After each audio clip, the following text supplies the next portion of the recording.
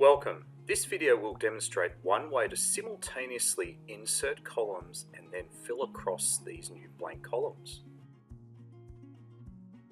As we can see, the imported financial data has skipped the data for 2015 and 2016.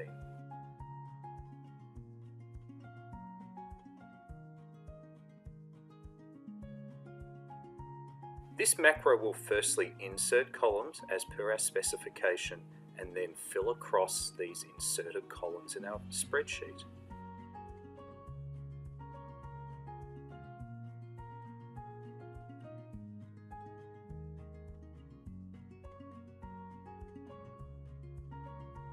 Before the macro runs, we want to disable the following Excel features.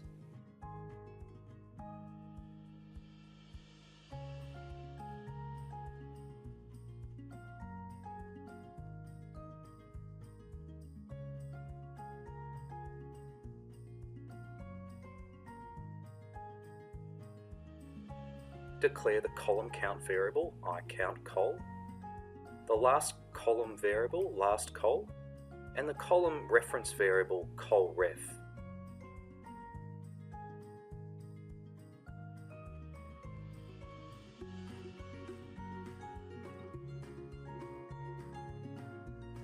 We then must set the colref variable based on the location of the active cell in our spreadsheet.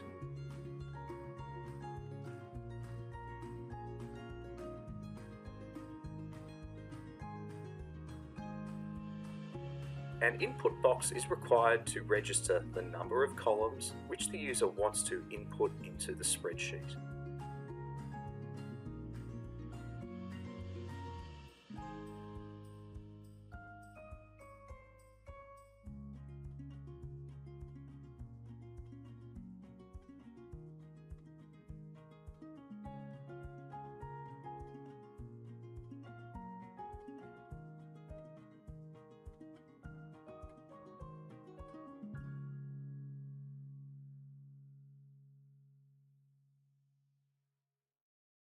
It is always wise to add an error handling script, as it will help to safeguard our macro from erroneous inputs such as negative or zero values.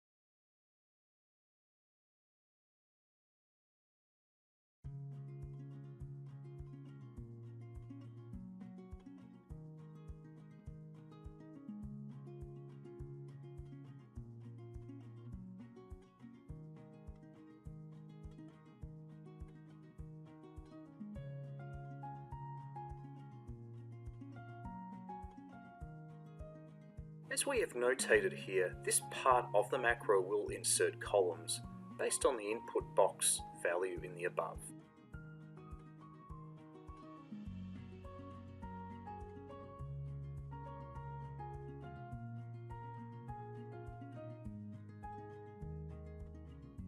Finding the last column in our spreadsheet will help with the fill across action of the macro.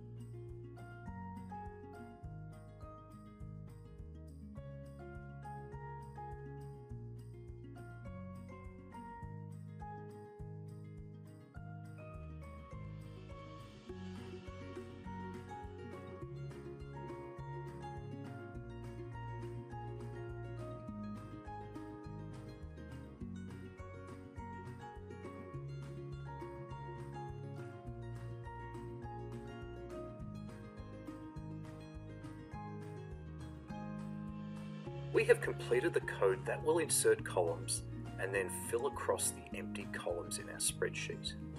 Hence, we can now re-enable our Excel properties that were earlier disabled. Let's now insert these two missing columns and witness the macro filling across the missing data.